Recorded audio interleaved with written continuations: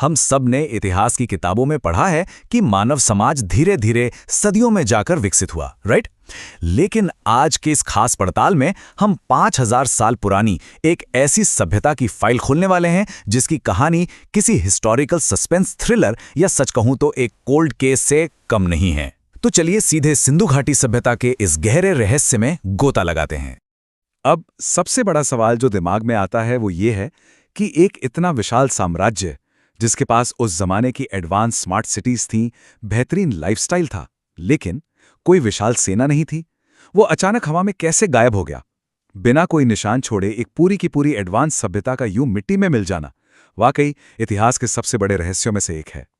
तो आइए इस मिस्ट्री का पहला चैप्टर खोलते हैं और देखते हैं कि ये पुरानी गुत्थी आखिर सामने कैसे आई।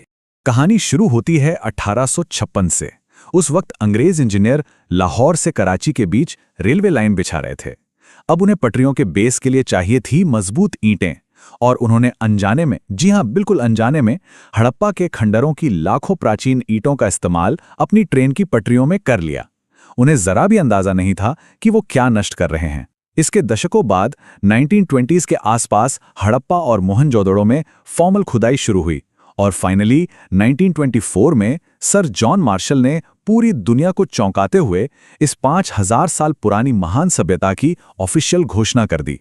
अब चलते हैं दूसरे चैप्टर की तरफ। यहां हम देखेंगे वो सबूत जो साबित करते हैं कि इनकी इंजीनियरिंग कितनी ज्यादा एडवांस थी। ये जो नंबर आप देख रहे हैं 421, ये कोई नॉर्मल नंबर नहीं है। ये इस सभ्यता के कमाल के स्टैंडर्डाइजेशन का सबूत है। लाखों किलोमीटर्स में फैले इस एम्पायर के आप किसी भी शहर में चले जाइए, पक्की ईंटों की लंबाई, चौड़ाई और मोटाई का रेशियो हमेशा यही मिलता था। सोचकर देखिए, ये बिल्कुल आज के मॉडर्न ISO स्टैंडर्ड्स की तरह काम करता था। 5000 साल पहले ऐसा सिस्टम बनाना लिटरली एक चमत्कार है। और इनकी स्मार्ट सिटी की खूबियां तो ऐसी हैं जो शायद आज के हमारे शहरों को भी पीछे छोड़ दें। शहर पूरे 90 डिग्री ग्रिड सिस्टम पर बसे थे। गलियों का डिजाइन इतना साइंटिफिक था कि हवा के बहाव से सड़कें अपने आप साफ हो जाती थीं। सबसे हैरान करने वाली बात, लगभग हर घर में अपना प्राइवेट फ्लश टॉयलेट था जो कवर्ड अंडरग्राउंड नालियों से जुड़ा हुआ था। और तो और सड़कों पर प्रॉपर इंस्पेक्शन मैनहोल्स और पब्लिक डस्टबिन भी थे। साफ सफाई को लेकर उनका यह विजन वाकई माइंड ब्लोइंग है। हाइजीन के इसी ऑब्सेशन का सबसे बड़ा सबूत है मोहनजोदाड़ो का द ग्रेट बाथ। ये 900 स्क्वायर फीट में फैला एक बहुत ही शानदार पूल था। और पता है सबसे खास बात क्या है? पानी को रिसने से रोकने के लिए इसमें प्राकृतिक डामर यानी नेचुरल टार की वाटरप्रूफ लेयर लगाई गई थी। माना जाता है कि लोग इसका इस्तेमाल पवित्र अनुष्ठानों या कम्युनिटी बाथिंग के लिए किया करते थे। अब जरा इस कंपैरिजन पर गौर कीजिए। एक तरफ हम देखते हैं प्राचीन मिस्र और मेसोपोटामिया को, जहां बड़े बड़े पिरामिड्स, विशाल महल और तानाशाहों का दबदबा था। लेकिन सिंधु घाटी एकदम उल्टा। यहां सारा का सारा इन्वेस्टमेंट शानदार प्लम्बिंग, पब्लिक बाथ्स और आम जनता की सहूलियतों पर किया गया। यह एक ऐसा यूनिक समाज था जो बराबरी पर चलता था। यहां किसी राजा की भव्यता से कहीं ज्यादा एक आम नागरिक की सुख सुविधाएं मायने रखती थीं।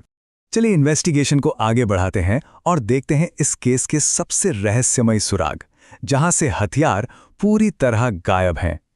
इस क्राइम सीन की सबसे बड़ी मिस्ट्री या कह लीजिए सबसे बड़ी विसंगति ये है कि इस पूरी सभ्यता में खुदाई के दौरान कोई लंबी तलवार, ढाल, कवच या इंसानों की सामूहिक कब्रें मिली ही नहीं। मिले तो क्या, सिर्फ खेती और शिकार के बेसिक औजार। ये इस बात का पक्का सबूत है कि इंसानियत के पूरे इतिहास में ये शायद सबसे ज्यादा शांतिप्रिय सभ्यता थी, जो युद्ध या खून खराबे से नहीं बल्कि बड़े पैमाने पर अपने ट्रेड नेटवर्क के जरिए आगे बढ़ी। लेकिन इस केस का जो अल्टीमेट अनसुलझा रहस्य है वो है इनकी रहस्यमयी लिपि या स्क्रिप्ट।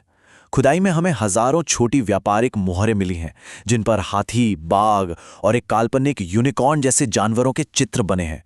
दुनिया भर के टॉप भाषाविदों और सुपर कंप्यूटर्स ने 100 से भी ज्यादा बार कोशिश कर ली है, लेकिन कोई भी आज तक इस स्क्रिप्ट को डीकोड नहीं कर पाया है।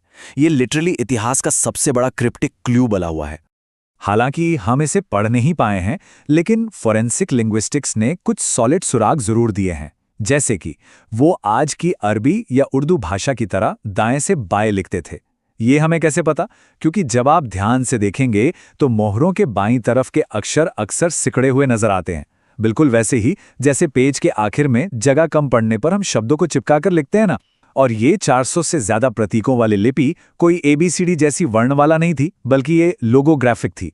मतलब एक पूरा सिंबल किसी एक पूरे शब्द या आवाज को रिप्रेजेंट करता था। इनके ट्रेड नेटवर्क की बारीकी समझने के लिए जरा इस नंबर 16 को देखिए। इनका नापतोल का सिस्टम इतना ज्यादा एडवांस था कि उनके सारे बाट 16 के बेस पर चलते थे, जैसे 1, 2, 4, 8 और 16। क्या ये नंबर कुछ जाना पहचाना लग रहा है?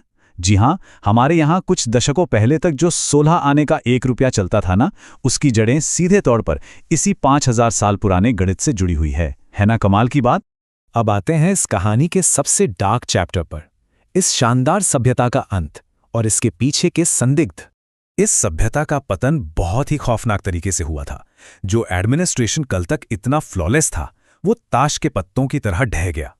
बेहतरीन ड्रेनेज सिस्टम पूरी तरह ब्लॉक हो गए और सड़कों पर कचरे के ढेर लग गए। वो परफेक्ट 4:2:1 ईंटों का अनुपात किसी ने याद नहीं रखा और लोग टेढ़ी मेढ़ी ईंटों से जैसे तैसे घर बनाने लगे। देखते ही देखते दुनिया की सबसे स्मार्ट सिटीज बदहाल झुग्गियों में तब्दील हो गईं। लेकिन सवाल वही है, ये सब हुआ कैसे? आर्कियोलॉजिस्ट्स और इतिहासकारों ने अपनी जांच में मुख्य रूप से 4 थ्योरीज या कह लें 4 सस्पेक्ट्स को सामने रखा है। पहला है नदियों का शिफ्ट होना। कहा जाता है कि टेक्टोनिक प्लेट्स के खिसकने से सरस्वती नदी पूरी तरह सूख गई। दूसरा सस्पेक्ट है इकोलॉजिकल डिजास्टर। करोड़ों ईंटें पकाने के लिए जंगलों को बेतहाशा काटा गया, जिससे पर्यावरण बर्बाद हो गया। तीसरा सस्पेक्ट महामारियां हैं, क्योंकि खुदाई में मिले कुछ कंकालों में टीबी और मलेरिया के ट्रेसेस मिले हैं। और चौथा सस्पेक्ट, वो बहुचर्चित आर्यन इन्वेजन थ्योरी। अब एक मॉडर्न इन्वेस्टिगेटर के नजरिए से देखें तो हमें पुराने दावों को परखना ही होगा।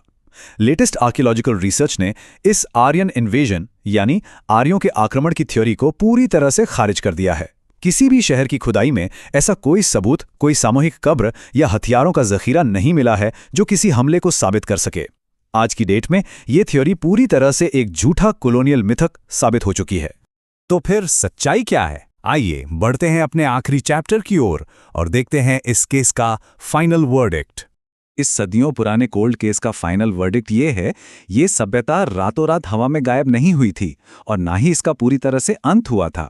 जब नदियां सूख गईं और पानी की कमी हो गई तो इन बड़े शहरों को छोड़ना उनकी मजबूरी बन गया। लोग बस पूर्व की दिशा में गंगा और यमुना के उपजाऊ मैदानों की तरफ माइग्रेट कर गए। वहां जाकर उन्होंने नई स्मार्ट सिटीज बनाने के बजाय वापस एक शांत और साधारण ग्रामीण जीवन को अपना लिया। उनके वो आलीशान शहर भले ही वीरान हो गए, लेकिन हैरानी की बात यह है कि उनकी संस्कृति, उनका DNA और उनकी तकनीक आज भी हमारे बीच मौजूद है। वो बेस 16 का मैथ्स, आज भी कई गांवों में दिखने वाले बैलगाड़ियों के डिजाइन, घरों के बीचों बीच आंगन और कुएं का आर्किटेक्चर, और यहां तक कि मोहरों पर मिली प्रोटो शिवा की वो खास योग मुद्राएं। असल में ये सभ्यता आज भी कहीं ना कहीं हमारे रोजमर्रा के जीवन में जिंदा है। हमने इस शानदार प्राचीन सभ्यता के कई गहरे रहस्य सुलझा लिए हैं, लेकिन एक सवाल अब भी खुला है। अब जब हम जान चुके हैं कि बाहरी आक्रमण की थ्योरी एकदम गलत थी, तो आपके हिसाब से बाकी बचे 3 सस्पेक्ट्स में से क्या वो नदियों का सूखना था, या पर्यावरण का विनाश, या फिर कोई भयंकर महामारी? इन बेहतरीन शहरों के पतन का असली गुनहगार आखिर कौन था? इस पहेली के जवाब पर विचार जरूर कीजिएगा। आज की इस दिलचस्प पड़ताल में हमारे साथ जुड़ने के लिए बहुत बहुत शुक्रिया।